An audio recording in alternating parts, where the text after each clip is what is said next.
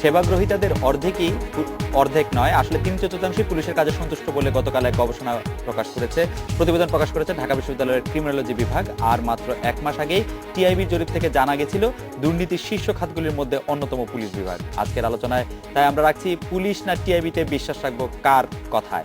কথা বলতে স্টুডিওতে আছেন ঢাকা বিশ্ববিদ্যালয়ের ক্রিমিনোলজি প্রোগ্রামের পরিচালক ও সমাজ বিজ্ঞান বিভাগের অধ্যাপক ডক্টর AIM মাহবুদ্দিন আহমেদ, আছেন ঢাকা মহানগর পুলিশ কমিশনার জনাব বেনজির আহমেদ এবং ট্রান্সপারেন্সি ইন্টারন্যাশনাল বাংলাদেশ টিআইবি নির্বাহী পরিচালক ডক্টর ইফতেখারুজ্জামান। স্বাগত আপনাদের। ইফতেখার ভাই, আমি যদি আপনাকে উদ্ধৃত করে ডেইলি স্টারে একটা খবর বেরিয়েছে এই রিপোর্টটা সম্পর্কিত, সেখানে আপনার উদ্ধৃতটা যদি একটু ভালো অনুবাদ আমি করতে পারি তাহলে সেটা অনেকটা এরকম দাঁড়াবে যে টিআইবি প্রধান ইফতেখারুজ্জামান কিছুটা বিস্মিত হয়েছেন যে এই যে গবেষণাপত্রটার ক্ষেত্রে, এবং তিনি মনে করছেন যে এইটা এক্সিস্টিং প্রবলেমকে কভার আপ করার জন্য, আমি আসলে এটা মানে যে বর্তমান সমস্যা আছে সেই সমস্যাগুলিকে ঢাকা দেওয়ার জন্য এবং পুলিশ ডিপার্টমেন্টের যে ইমেজ ক্রাইসিস আছে সেটাকে একটু রিডিম বা পুনরুদ্ধার করার জন্য এটা ব্যবহার করা হয়ে থাকতে পারে। আপনি যদি একটু বলেন আপনাদের প্রতিবেদনে বা টিআইবির প্রতিবেদনে যে দেখা গেছিল পুলিশের অবস্থান, তার থেকে এই অবস্থানটা প্রায় বিপরীতমুখী, আপনি যদি একটু আলোকপাত করতেন। ধন্যবাদ আপনাকে। তবে শুরুতে আমি আপনার আজকের এই অনুষ্ঠানের যে শিরোনাম সেটা সম্পর্কে আমার একটু বলবো যে আপত্তি তুলে ধরছি। সেটা হচ্ছে যে পুলিশ এবং টিআইবি এরকম বিপরীতমুখী অবস্থানে উত্থাপন করাটা আমি খুব যুক্তিযুক্ত মনে করি না। আমরা পুলিশ সহ অন্যান্য বিভিন্ন খাতে যে গবেষণা করি, গবেষণালব্ধ তথ্যটাই প্রকাশ করি এবং সেটার মূল উদ্দেশ্যটা হচ্ছে আসলে পুলিশের সাথে আমাদের সম্পর্কটা আরো উন্নয়ন করা। তার মাধ্যমে পুলিশ এবং তার সাথে বা আইন প্রয়োগকারী সংস্থাগুলো প্লাস সরকারের বিভিন্ন সংশ্লিষ্ট বিভাগ মন্ত্রণালয়ের সাথে কাজ করে আমরা এই প্রতিষ্ঠানগুলোর আরো শক্তিশালী করা, পেশাদারিত্ব বৃদ্ধি করা, সেটি হচ্ছে আমাদের মূল লক্ষ্য। কাজেই এই ধরনের শিরোনামটা আমার কাছে মনে হচ্ছে যে একটু মিসলিডিং। যাই হোক, দুঃখিত যে শিরোনামটি। তারপরে আমি আরেকটু বলবো যে হ্যাঁ, ডেইলি স্টারের কথাটা আমি একটু পরে আসছি। তো যে আমার যে বক্তব্যে যে অংশটুকু ছাপা হয়েছে সেটা আমি একটু ব্যাখ্যা করছি, কিন্তু তার আগে কথাটা আমি শুরুতে বলছিলাম, আমরা অনুষ্ঠান শুরু করার আগে জনাব বেনজির সাহেব এবং প্রফেসর মাহবুব স্যারকে যে বলছিলাম যে এটি আমার কাছে মনে হয়েছে যে একটা গুরুত্বপূর্ণ উদ্যোগ পুলিশ ডিএমপি কর্তৃপক্ষ ঢাকা বিশ্ববিদ্যালয়ের সাথে সহযোগিতা করেছে এবং এই ধরনের বাংলাদেশে এই ধরনের উদ্যোগ ব্যতিক্রমী এটা আমি স্বাগত জানাই। আর প্রথম যে মূল ফাইন্ডিংসটা যেটা আমি বলেছিলাম ডেইলি স্টারকে, মূল ফাইন্ডিংসটা যেটা যে আস্থার জায়গাটা, সেটা অনেকটা আমার কাছে একটা স্বপ্নের মতো। আমি এই জন্য বলছি স্বপ্নের মতো, আমি এই জিনিসটা দেখতে চাই, বাংলাদেশের প্রতিটা মানুষ দেখতে চায় যে বাংলা পুলিশের মতো প্রতিষ্ঠানের উপরে জনগণের আস্থা, 80% মানুষের আস্থা রয়েছে, এটাই দেখতে চাই। আমি এই জন্য আরেকটু বলি, প্রথমে শুরুতে কিছু মনে না করলে আমি একটু বলি যে আমি এই জন্য বলছি যে আমাদের বিভিন্ন প্রচারণার মাধ্যম আমরা ব্যবহার করি, কি বলে যে প্রচারণা টুলস আমরা ব্যবহার করি। আপনাদের টেলিভিশন সহ বিভিন্ন প্রচার ক্যাম্পেইনের মধ্যে আমাদের একটা ছোট্ট 40 সেকেন্ডের একটা ইয়ে আছে, টিভি স্পট আছে, যেখানে আমরা স্বপ্ন নয় সম্ভব এই স্লোগানে আমরা কতগুলো ক্ষেত্র সম্পর্কে পুলিশ সহ আমরা ছোট ছোট ভিডিও ক্লিপ করেছিলাম। সেখানে একটা হচ্ছে কাল্পনিক চিত্র আছে আমি স্বপ্নের কথাটা বলছি। কাল্পনিক চিত্র হলো যে একজন প্রতারিত ব্যক্তি, যিনি যার কৃষক, যার জমি থেকে মানে দুর্নীতিগ্রস্ত একজন মানুষ তার জমি থেকে ফসল কেটে নিয়ে গেছে। সে পরের দিন ফসল কাটতে যাওয়ার কথা, আগের দিন রাত্রেবেলা ফসল কেটে নিয়ে গেছে। তো এইটাতে বিক্ষুব্ধ হয়ে এই কৃষক তিনি পুলিশ স্টেশনে যাচ্ছেন অভিযোগ করার জন্য। পুলিশ স্টেশনে যাচ্ছেন, আমি সংক্ষেপে বলি। তো তার স্ত্রী তাকে ঘর থেকে বললেন যে কোথায় যাচ্ছ? আমি পুলিশের কাছে যাচ্ছি মামলা করার জন্য। তখন তিনি বললেন 1 সেকেন্ড অপেক্ষা করো। ঘর থেকে তার কাছে কিছু টাকা সংরক্ষিত ছিল, নিয়ে এসে হাতে দিয়ে বললো যে নিয়ে যাও, কাজে লাগতে পারে। ঠিক আছে। তো ভদ্রলোক আসলেন পুলিশ স্টেশনে, আমাদের সিনারিওটা হচ্ছে এরকম, ভদ্রলোক আসলেন পুলিশ স্টেশনে, ভয়ে ভয়ে ঢুকলেন, একজন পুলিশ অফিসার তার কথা শুনলেন, শোনার পরে লিখলেন, লিখার পরে যখন লিখছেন শেষ পর্যায়ে তখন ওই ভদ্রলোক যিনি অভিযোগকারী তিনি তার পকেটে হাত দিচ্ছেন। পুলিশ অফিসার দাঁড়িয়ে বলছেন চিন্তার কোনো কারণ নাই, আমার ফোর্স শীঘ্রই যাবে, যথাযথ ব্যবস্থা গ্রহণ করা হবে। এটা হচ্ছে কাল্পনিক চিত্র। তখন বুকে হাত দিয়ে তখন বলছে কি আপনার কি বুকে কোনো ব্যথা? তখন বললে সে কিছু না বলে টাকাটা বের করছে। তখন পুলিশ অফিসার বলছে এটা সরকারি কার্যালয়, এখানে কোনো লেনদেন হয় না। এটা হচ্ছে যে আমার স্বপ্নের জায়গাটা। সেই স্বপ্নটা কিন্তু প্রফেসর মাহবুব এবং ডিএমপি কর্তৃপক্ষ আমাকে দেখিয়েছে। এখন বাস্তবটা যেটা, সেটা অবশ্য আমাদের কি বলে গ্রাহকরা বা পুলিশ সেবা যারা নেয় তারা বলবেন এবং জরিপ বলবেন। আর আপনি যে কথাটি বলেছেন যে সেখানে আমি এই জন্য বলেছি আমি অবাক হয়েছি, তার কারণ হচ্ছে বিপরীতমুখী তো অবশ্যই। কারণ আমাদের প্রতিবেদনে আমরা যেটা করেছি, আমাদের প্রতিবেদন হচ্ছে যে সারা দেশের আইন প্রয়োগের সংস্থার উপর। এখানে এই প্রতিবেদনটা হচ্ছে শুধু ডিএমপি কর্তৃপক্ষের উপর। এই আলোচনাটা পরে আরো হতে পারে, কিন্তু আমরা যেটা দেখিয়েছি সেটা হচ্ছে যে একটা র্যান্ডম স্যাম্পলিং জরিপের মাধ্যমে এই সেবাগুলো যারা নিয়েছেন তাদের যে অভিজ্ঞতা ভিত্তিক যে হারটা, সেটাতে আমরা আমাদের যেটা বলছি যে 2007, 2010, 2012 এই পরপর 2 বছর পরপর 3টে জরিপে দেখা গেছে যে 70 থেকে 75% মানুষ কোনো না কোনোভাবে পুলিশের কাছে নিয়মবদ্ধভাবে অর্থ দিতে বাধ্য হয়েছে। এটা হচ্ছে অভিজ্ঞতা। আর ধারণার দিক থেকে যে আমরা কোনো কিছু লুকবার কিছু নাই, ধারণার সম্পর্কে আমরা মানুষকে জিজ্ঞেস করি যে এই প্রতিষ্ঠানগুলি সম্পর্কে আপনার ধারণা কি, কোন প্রতিষ্ঠানের দুর্নীতি সম্পর্কে কীরকম ধারণা, সেইখানে কিন্তু হারটা আরও বেশি। যেমন এবারে 2012 জরিপে দেখা গেছে 93% মানুষ মনে করেছে যে পুলিশ হচ্ছে একটা দুর্নীতিগ্রস্ত খাত। এই হচ্ছে আমাদের চিত্রটা। এটা হচ্ছে আমার ফাইন্ডিংস বলছে, এটা কিন্তু উত্তরদাতারা বলছে, আমি কিন্তু এখানে কিন্তু নিজের বানিয়ে কিছু বলছি। এটা হচ্ছে মূল বিষয়। জরিপ যেটা বলছে সেই তথ্যটা আমরা প্রকাশ করেছি, কাজেই একটা বিপরীতমুখী তথ্য তো অবশ্যই। কিন্তু ডক্টর ইফতেখারুজ্জামান যেটি বলছিলেন যে উনি আসলে কল্পনা করেন যে জায়গাটাতে, সেই জায়গাটা আপনারা দেখিয়েছেন, বাস্তবটা একটা ভিন্ন রকম এখন পর্যন্ত। আমি একটু প্রফেসর এ.আই. মাহবুবুদ্দিন আহমেদের যে মানে কাছে একটু আসি, যে সেটা হচ্ছে যে আপনি তো আপনার উপসংহারে বলছেন যে ওই 3/4 যারা স্যাটিসফাইড পুলিশ নিয়ে, সেটা আপনার কাছে মনে হচ্ছে দিস ইজ নট সারপ্রাইজিং। আপনি এটাতে সারপ্রাইজড হন নাই, কারণ এটাই আপনার কাছে মনে হয়েছে যে যেহেতু আপনারা ইউজারদের কাছে গিয়েছেন সেহেতু আপনারা এরকম রেজাল্টই পেয়েছেন। আপনি কি আরেকটু বলবেন যে আপনি এরকম একটা পারসেপশন থাকা সত্ত্বেও আপনি এই ফলাফলেও আপনি কেন সারপ্রাইজড হন নাই? এই কারণে যে আমরা প্রথমত যেই স্যাম্পল করেছি সেই স্যাম্পলের ইউনিভার্স টিআইবির ইউনিভার্স থেকে আলাদা, তো যার ফলে ওই টিআইবির পপুলেশন তার স্যাম্পল, আমার পপুলেশন এবং স্যাম্পল ভিন্ন। ওনারা কান্ট্রি ওয়াইড করেছেন, আমরা কেবল শহরেরটা করেছি, ঢাকা শহরেরটা। তো আরবান রুরালের মিক্সচারে ফাইন্ডিংস কিন্তু আলাদা হয়ে যায়। তারপরে যেটা হয়েছে যে কান্ট্রি ওয়াইড করার ফলে ওনারা অনেক হ্যাটারোজেনিটিটা ধরতে পেরেছেন, ক্যাপচার করতে পেরেছেন। আমারটা যেহেতু আরবান এবং ঢাকা সিটি, এখানে এক ধরনের হোমোজেনিটি ছিল। তো আমরা ওইটার পার্সপেক্টিভে দেখলাম যে প্রথম যে কেন এইরকম ফাইন্ডিংস আমরা পেলাম। তো প্রোব করতে করতে গিয়ে যেটা আমরা দেখলাম যে যেহেতু প্রথমত তারা ইউজার্স, এবং ইউজার্সরা যেটা করে সেটা হলো যে সে ঘুষ দিয়েছে, সে বলছে তাকে অনেকেই ঘুষ দিয়েছে, কিন্তু কাজটা ঠিক মতো হয়েছে, সময় মতো হয়েছে, অ্যান্ড হি স্যাটিসফাইড। আমরা কিন্তু হ্যাপিনেস নিয়ে কাজ করিনি, স্যাটিসফ্যাকশন নিয়ে কাজ করেছি, যে what is their user satisfaction. মানে হ্যাপিনেস আর স্যাটিসফ্যাকশনের মধ্যে তফাৎটা কোন জায়গায়? প্রচুর মানে তুষ্টি এবং সুখের মধ্যে, খুশির মধ্যে যতখানি তফাৎ ততখানি। আমি যেহেতু ঘুষ দিয়েছি, আমার কাজটা হয়েছে, সেজন্য আমি তুষ্ট, টু সার্টেন এক্সটেন্ট, কিন্তু আমি খুশি না। না, সেটা আমি বলবো না, আমি হ্যাপিনেসের কথা বলছি, যে happiness is different than satisfaction. আমি যে জায়গাটা এসেছি সেটা হলো যে ওদের কথাটা যেটা হচ্ছে যে সব জায়গাতেই ঘুষ দিতে হয়, সরকারি বেসরকারি, ইভেন চাঁদাবাজিটা ঘটে ঈদের সময়, ট্রান্সপোর্টে, লঞ্চে, আপনি সবগুলোতে আপনারা জানেন। তো ওদের জীবনের মধ্যে হাসপাতালে গেলেও করতে হয়, রাইট। তো তার ফলে ওরা যেটা বলছে যে অন্যান্য জায়গায় ঘুষ দিয়েও অনেক সময় সেবাটা হয় না এবং ওরকম ভাবে পায় না, কিন্তু এই জায়গায় ওরা এই কাজটা করে দিয়েছে। So they were satisfied.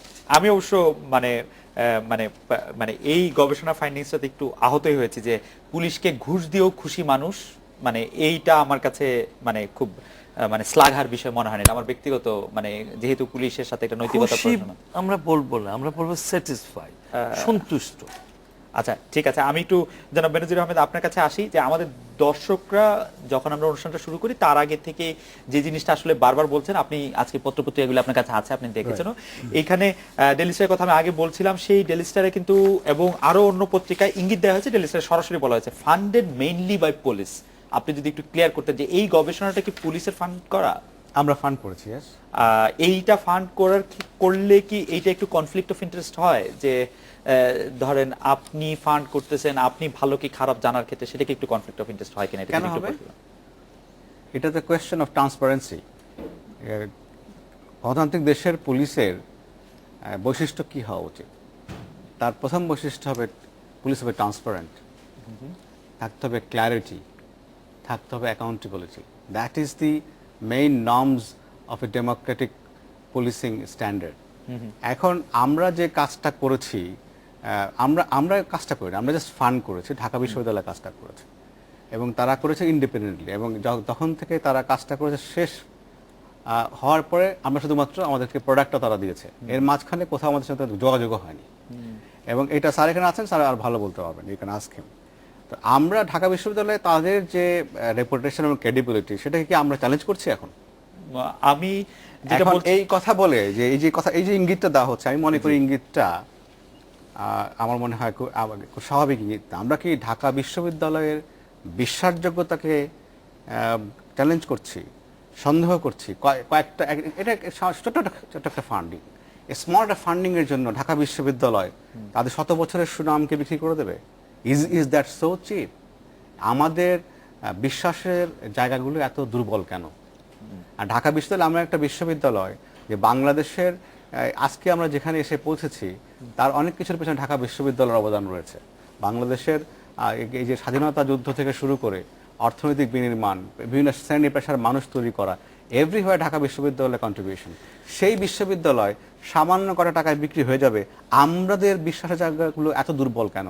আমার মনে হয় যে আমি অন্তত ব্যাকগ্রাউন্ডটা একটু বলি, সেটা হচ্ছে যে যখন আমরা ক্রিমিনোলজি প্রোগ্রামটা শুরু করি আমরা দেখতে পেলাম যে বাংলাদেশে কোনো স্টাডিজ নাই, মানে একাডেমিক স্টাডিজ বলতে যেটা বোঝায় ক্রাইমের উপরে নেই, প্রিজনের উপরে নেই, পুলিশের উপরেও নেই, যা আছে এগুলো হচ্ছে কিছুটা জার্নালিস্টিক টাইপের। তো উনি যখন মানে আমাদেরকে কিন্তু যেটা করতে হয়, প্রত্যেকটা স্টুডেন্টকে একটা মাস্টার্স থিসিস করতে হয় এবং সেখানে গিয়ে সে পুলিশের উপরেও কেউ করে, কেউ কর্পোরেট ক্রাইমসের উপরে করে, না হাজার রকম ক্রাইমস আছে, থিওরিটিক্যাল মডেলগুলোকে টেস্ট করে। তো বেনজির আহমেদ সাহেব যখন আমাদের এখানে গেস্ট ফ্যাকাল্টি হয়ে এলেন এবং নাইম আহমেদ যিনি এখন সারদাতে আছেন প্রিন্সিপাল, উনিও এখানে পড়িয়েছেন এবং স্টাফ কলেজের যিনি রেক্টর নাজমুল হক সাহেব উনিও পড়ান। তো আমরা চেষ্টা করছিলাম যে এরা যদি আমাদেরকে কোঅপারেট করে তাহলে পরে প্রিজন স্টাডিজ গুলো এবং পুলিশের উপর এটা নিঃসন্দেহে একটা ভালো উদ্যোগ, এগুলো আমরা করব। কিন্তু সেই প্রসঙ্গেই হয়েছিল যে এই কাজটা আমরা শুরু করি এই ছাত্রদেরকে মানে জানানোর জন্য, তারা এই ক্রিমিনোলজিক্যাল স্টাডিটা হাতে নাতে যাতে করতে পারে। এটি হচ্ছে ব্যাকগ্রাউন্ডটা। আচ্ছা জনাব বেনজির আহমেদ, এইটা পত্রপত্রিকাগুলিতে এই ইঙ্গিত দেওয়া হয়েছে যে আপনি যেহেতু এই ডিপার্টমেন্টের অ্যাডজাঙ্ক্ট ফ্যাকাল্টি, সেহেতু ডিপার্টমেন্টের সাথে আপনার একটা অন্যরকম সম্পর্ক আছে এবং সেইটার ইঙ্গিত বারবার আসছে। আমি প্রসঙ্গে আরেকটা জিনিস একটু বলতে চাই যে আমরা এই ব্যাপারটা একটু আপনার কাছে জানতে চাইবো যে মে 24 থেকে নভেম্বর 4 লাস্ট ইয়ার মানে 2012 এর যে জরিপটা হয়েছে সেটা প্রকাশ করার জন্য সময়টা একটু বেশি লেগেছে কিনা, বা সেটা প্রকাশটা এতদিন দেরি হওয়ার পেছনে কোনো কারণ আছে কিনা? এটা কারণ নাই, কারণ হচ্ছে এটা যে আমরা ব্যস্ত ছিলাম মূলত, আসলে ইউনিভার্সিটি কর্তৃপক্ষের সঙ্গে তারাই মূলত প্রকাশনার দায়িত্ব নিয়েছেন, আমাদের যোগাযোগ করেছেন, কিন্তু আমাদেরকে রিকোয়েস্টও করেছেন বিকজ এটা পুলিশের উপরে স্টাডি, তারা they wanted that we should be present in that launching ceremony. কিন্তু আমরা জানেন যে ফেব্রুয়ারি থেকে টানা ব্যস্ত ছিলাম আর কি। আচ্ছা। তো যে কারণে আমরা আসলে স্যাররা বারবার বলেছেন আমাদেরকে দে আর ভেরি ইন্টারেস্টেড লঞ্চের, কিন্তু আমরাই আসলে সময় দিতে পারিনি। আচ্ছা। যে কারণে রমজানের পরে কিছুটা আমরা একটা জানেন লাল পিরিয়ড পেয়েছি, সেই সময় উই কুড। আপনাকে ধন্যবাদ। আমরা একটা বিরতি নিচ্ছি, বিরতির পর ফিরে এসে আমি ওই প্রসঙ্গটাতে আবার একটু আসবো, স্যারের সঙ্গে যেটা নিয়ে কথা বলছিলাম, এটা ইফতেখার ভাইয়ের কাছে একটু জানতে চাইবো যে পুলিশকে ঘুষ দিয়েও খুশি মানুষ, রিসার্চ ফাইন্ডিং এ এই গবেষণা ফলাফল আমাদেরকে আসলে কোন বার্তা পৌঁছে দিচ্ছে। আমরা একটা বিরতি নিচ্ছি।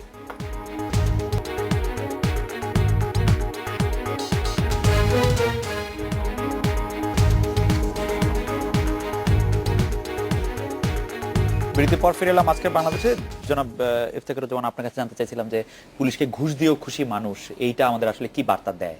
না, এটা আসলে খুব একটা বলবো যে একদিক থেকে খুবই গুরুত্বপূর্ণ একটা ফাইন্ডিং, এবং এটা কিন্তু আসলে অন্যান্য রিসার্চের সাথে মিলে আমি বলছি, যেমন আমাদের গবেষণা যেটা সম্পর্কে রেফারেন্সটা আসলে সেখানে যে কি কারণে মানুষ ঘুষ, পুলিশ না শুধু সার্বিকভাবে ঘুষ দিতে বাধ্য হন, ঘুষ বা নিয়মিত অর্থ দেওয়ার কারণ, সেখানে বলা হয় যে প্রথম হচ্ছে কারণটা, সবচেয়ে বেশি কারণটা হলো যে টাকা না দিলে সেবা পাওয়া যায় না। দ্বিতীয়টা হচ্ছে নির্ধারিত সময়ের চেয়ে দ্রুত সেবা পাওয়া একটা কারণ। তৃতীয়টা হচ্ছে নির্ধারিত সময় সেবা পাওয়া। তারপরে হচ্ছে যে হয়রানি বা জটিলতা এড়ানো, প্রভাবিত করা। তার মানে আমি অর্থটা দিলে আমি হয়তো নির্ধারিত সময়ের মধ্যে পেয়ে যাবো, অথবা নির্ধারিত সময়ের চেয়ে আগে পাবো।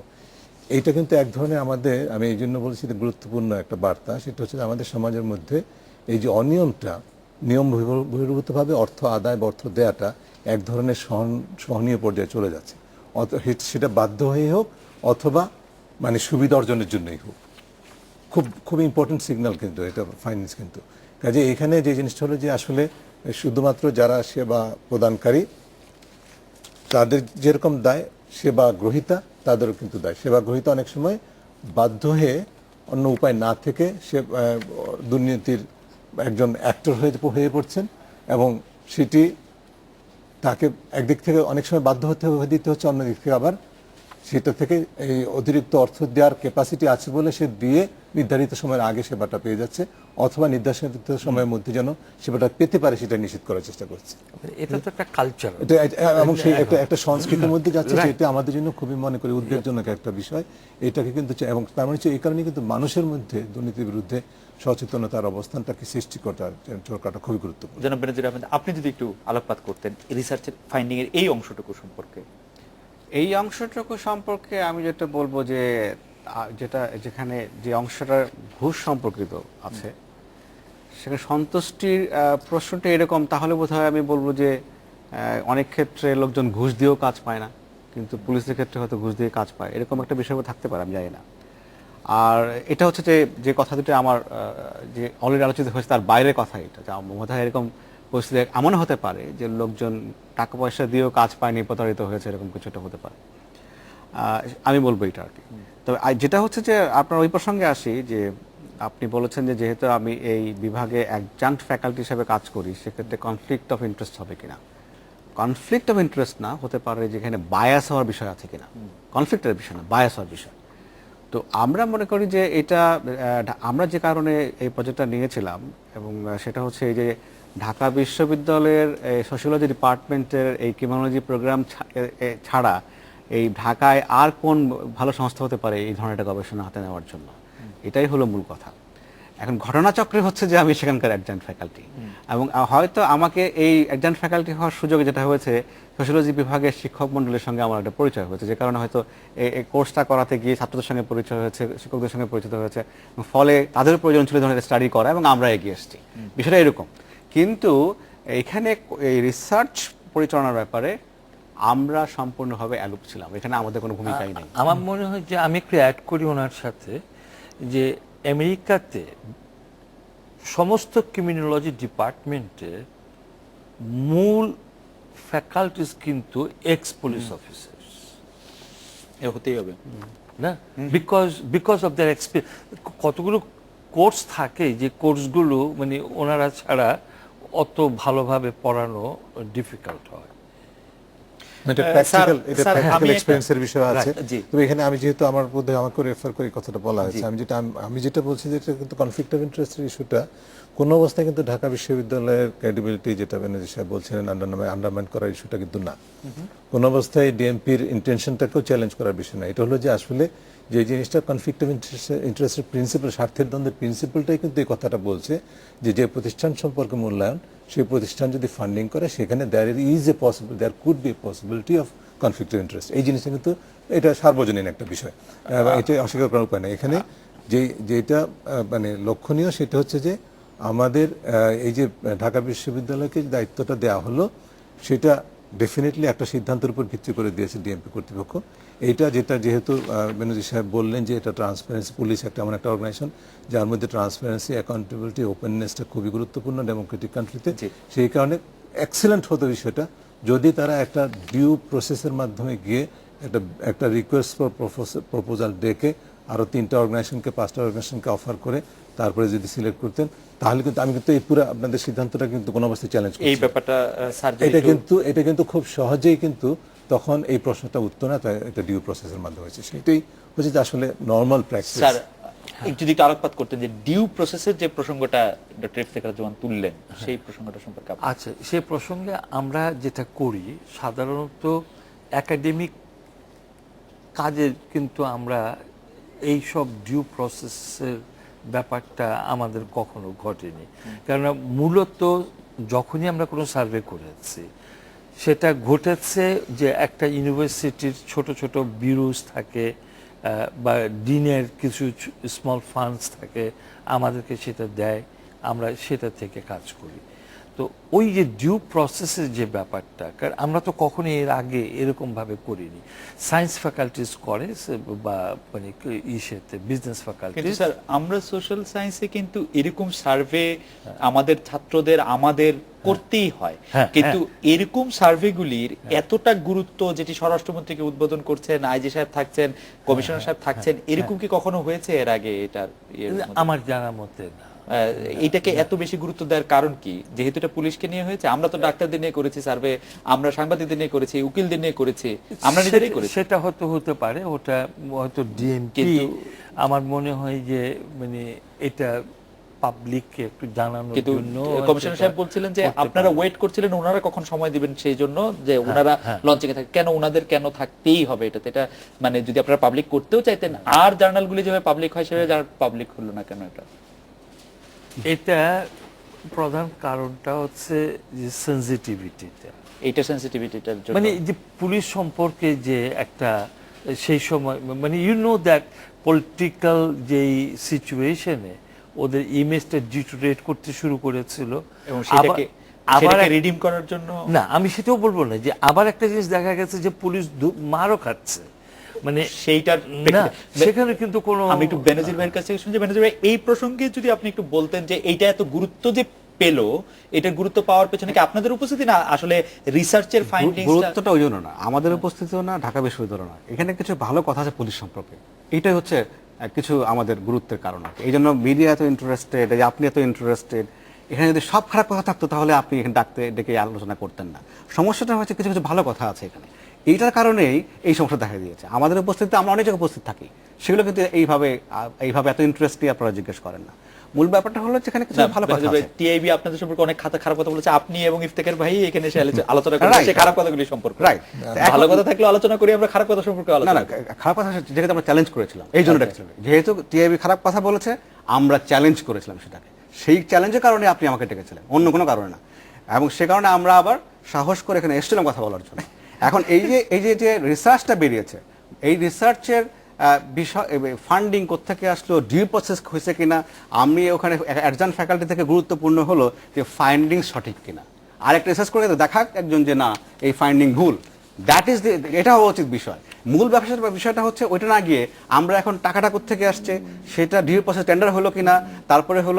আমি একটু মনে করে দিতে চাই, টিআইবি যখন এই রিপোর্টটা করেছে, টিআইবির যে জরিপ, আমরা এই প্রশ্নগুলি করেছিলাম যে টিআইবি ফান্ডিংটা কোথায় পেরেছে, এই মুহূর্তে কেন করলো, এক্স্যাক্টলি যে ওনাদের ফ্যাক্ট শিট করতে হয়েছিল। আমাদের আপনাকে বলি, আমাদের বিষয়টা ছিল যে টিআইবির ফলাফল নিয়ে আমরা কথা বলে চলে নিয়ে ফান্ডিং এর কথা আমরা কথা বলি আপনারা বলতে পারেন আমরা বলেছি আচ্ছা, মানে আমাদের এটা আমরা আমাদের বলি। সময়। এখন আমরা যে এখানে ঢাকা বিশ্ববিদ্যালয়ের রিসার্চে যে ফাইন্ডিং গুলো বেরিয়ে এসছে এখানে ভালো খারাপ সবই কিন্তু আছে হ্যাঁ এখন সমস্যাটা হচ্ছে যদি সব খারাপ থাকতো তাহলে কিন্তু এত কথাবার্তা হতো না এখন আমরা অনেক জায়গায় থাকি কিন্তু অনেক সেই কথাগুলো আসে না এখানে মুশকিল হলো যে কিছু কিছু আমরা দেখতেছি যে light at the end of the tunnel যেই সময় যে কারণে আমরা এগুলো শুনে অভ্যস্ত না এগুলো আমরা গ্রহণ করতে রাজি না মুশকিল হচ্ছে সেখানে এবং আমি আরো বলতে চাই আমরা এই যে ঢাকা বিশ্ববিদ্যালয় করিয়েছি দরকার হলে আমরা বিধি সংস্থাদের কথা রাজি আছি কারণ কি আমরা ফেস করতে চাই জানতে চাই আমরা এই গত 40 বছরে বা গত 250 বছরে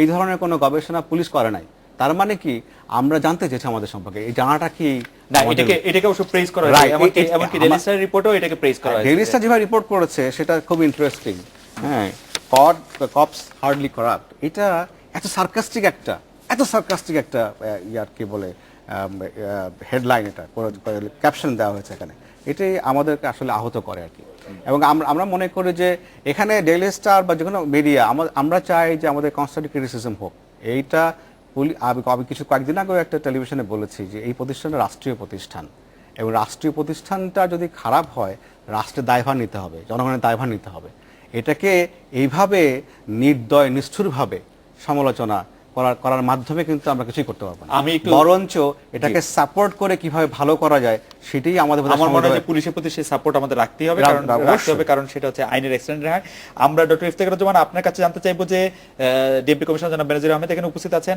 উনি টিআইবির রিপোর্ট সম্পর্কে বলেছিলেন দ্বিধান্বিত বা ভ্রান্ত কৌশল আশ্রয়ী প্রতিবেদন যা মিডিয়া রিপোর্টের উপর ভিত্তি করে বানানো আপনি তখন সেই মিডিয়ার বানানো রিপোর্টগুলো এবং বেনজির আহমেদ বারবারই বলে থাকেন এই কথাটি আজকেও বলেছেন যে আমরা আসলে খারাপ বিষয়গুলি সামনে আনি সেই রিপোর্টটাই বা আসলে কতটা যৌক্তিক বা আপনি যুক্তির কাজ করা সেটাকে কিভাবে দাঁড় করাবেন আমরা একটা বিরতি নিয়ে আসি বিরতির পরে আপনি একটু বলেন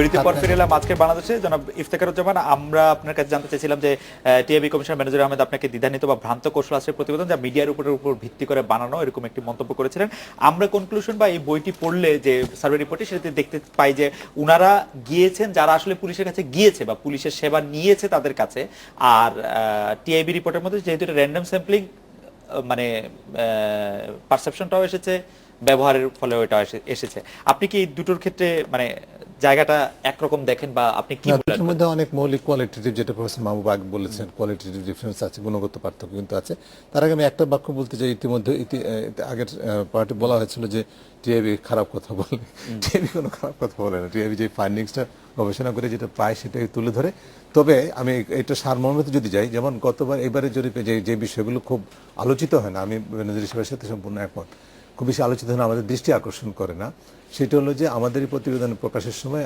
আছে কিন্তু আমরা বলেছিলাম যে 2010-এর তুলনায় 2012-তে কমে আসছে 79% থেকে 72% কমে আসছে এটা কিন্তু খুব কম মানুষই আলোচনা করেছে বুঝেছেন কাজে ইতিবাচক দিকগুলো আমরা বলিও কিন্তু সেটা দৃষ্টি আকর্ষণ করতে পারি না আমরা হ্যাঁ ঠিক আছে আর যেটা হচ্ছে যে আমাদের প্রতিবেদন নিয়ে তো সবাই সমালোচনা করেন বেনজির সাহেব করেন অন্য সকলে বলেন একসময় যেমন আমি এরপরে আশা করবো যে অন্তত জনাব বেনজির আহমেদ আপনি আমাদের স্যাম্পল সাইজটা নিয়ে অনেকবার আপনি যে সমালোচনা করেছেন যে আমাদের 7,000 স্যাম্পলকে বলেছেন 15 কোটি 16 কোটি মানুষের মধ্যে 7,000 স্যাম্পল নিয়ে জরিপ করলে কেমন জরিপ হলো এই জরিপে তো 617 হ্যাঁ 617 জন কাজে ক্রেডিবল কিন্তু 617 জনও কিন্তু ক্রেডিবল আর যেই পদ্ধতিতে করা হচ্ছে সেটাও ক্রেডিবল তবে প্রফেসর মাহবুবের ইন্ট্রোডাকশনে লিমিটেশনে একটা খুবই ইম্পর্টেন্ট কথা আছে তিনি বলেছেন যে it must be pointed out that given the nature of the sample selection this study cannot be claimed as satisfactorily representative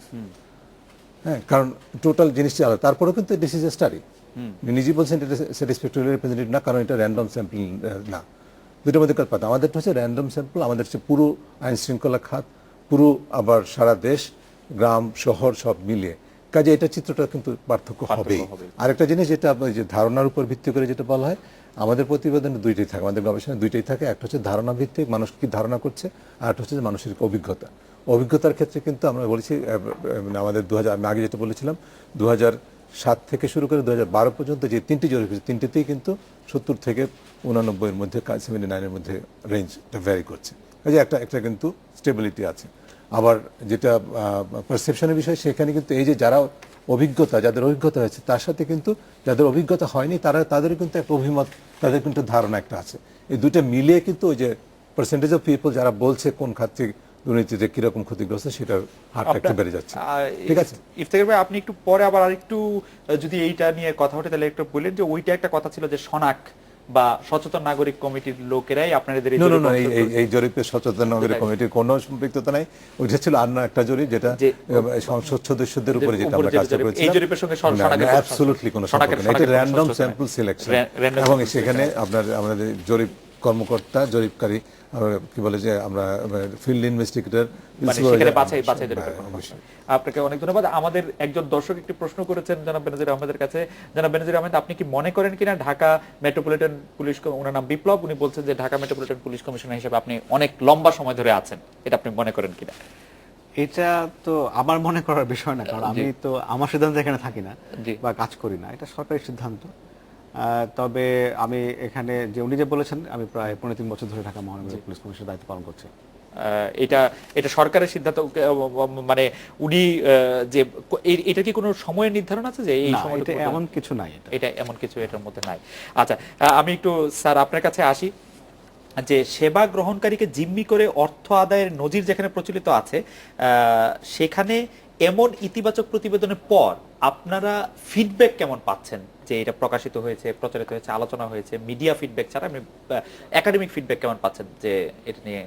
আমরা যখন এটা লিখতে শুরু করি তখন আমাদের মধ্যে কিছু আলোচনা আমরা করেছিলাম যে এই রকম ফাইন্ডিংস, যেটা টিআইবির ফাইন্ডিংস থেকে ডিফারেন্ট এবং যেটা আমাদেরও এক্সপেকটেশন থেকে ডিফারেন্ট ছিল। কিন্তু যেহেতু এটা আমরা পাবলিক করি নাই, এটা পাবলিশও করি নাই এই ফাইন্ডিংসগুলো, সেই হেতু আমরা বাইরের কারোর কাছ থেকে আমরা কোনো ফিডব্যাক পাইনি। বাইরের কারো কাছ থেকে এখন পর্যন্ত এটা এরকম, যেহেতু এটা মাত্র কালকে। জি ইফতেখার ভাই, সেটা হলো যে স্যার, যেটা আমরা আগে আলোচনা করলেন, আপনিও বললেন যে আমাদের ইউনিভার্স, আমাদের স্যাম্পল, আমাদের জরিপের স্কোপ, আমাদের জরিপের parameters are quite different from the work that you did. তাহলে টিআইবির ফান্ডিং এর সাথে এইটার ফান্ডিং এর ডিফারেন্সটা আমরা কেন বলছি? এটা একটা জেনারেল পারসেপশন যে ছিল পুলিশ হচ্ছে করা, এবং আমরা ঠিক এই পারসেপশনটা নিয়েই কিন্তু আমরা কাজ শুরু করেছিলাম, যে আমরাও এক্সপেক্ট করেছিলাম যে এরকমই পাবো। কিন্তু এটা আমরা কি অ্যাপল আর অরেঞ্জ তুলনা করছি না? অ্যাপল এন্ড অরেঞ্জের ব্যাপারটা আমি যেটা বুঝি ডক্টর ইফতেখারুজ্জামান, আপনারা সারা বাংলাদেশ বা সবগুলি জায়গা নিয়ে করলেও, সারা ঢাকা তো তার বাইরে না, ঢাকাটা নিয়ে করলেও যে নিশ্চয়ই আপনারা এটা 85% বা 93% বলছেন ধারণা, সেটার কিছুটা তো মানে এখানে তো মূল ব্যাপারটা এইটাই। আসলে মূল ব্যাপারটা হচ্ছে যে আসলে প্যারামিটার ডিফারেন্ট, অনেকটাই ডিফারেন্ট। সে কারণে ফাইন্ডিংটা কিছুটা পার্থক্য হতেই পারে। আর এই ঢাকার বিষয়টা কিন্তু আলাদা। ঢাকার বিষয়টা যেহেতু এই স্টাডিটা পুরোপুরি ঢাকা বিশ্ববিদ্যালয় করেছে ঢাকা শহরের উপর ভিত্তি করে, আর যেটা বুঝতে হবে যে ঢাকা শহর কিন্তু গ্রামান্তরের কোনো কর্নার না, যেটা এটা all the time on the focus, right? তো এখানে চিত্রটা কিছুটা ডিফারেন্ট হওয়াটাই স্বাভাবিক আর কি।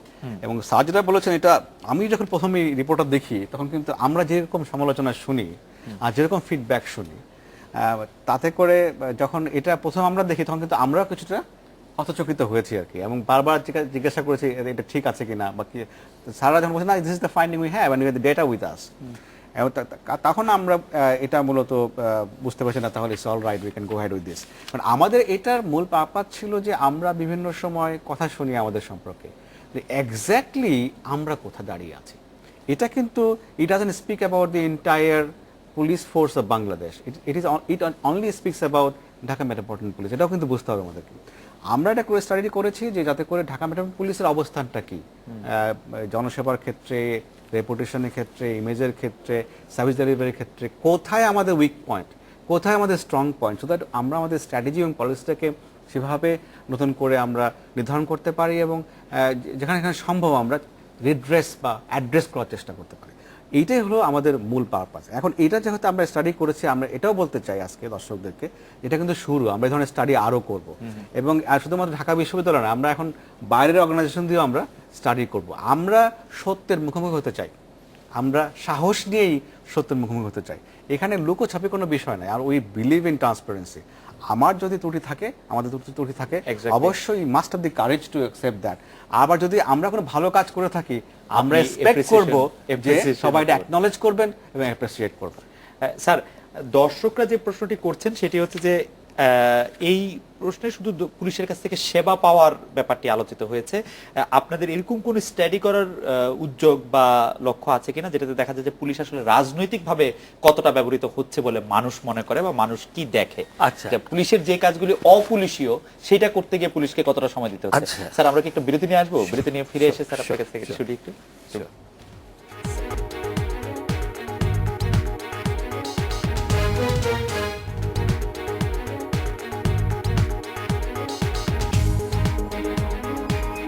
বিরতির পর ফিরে এলাম আজকের বাংলাদেশে।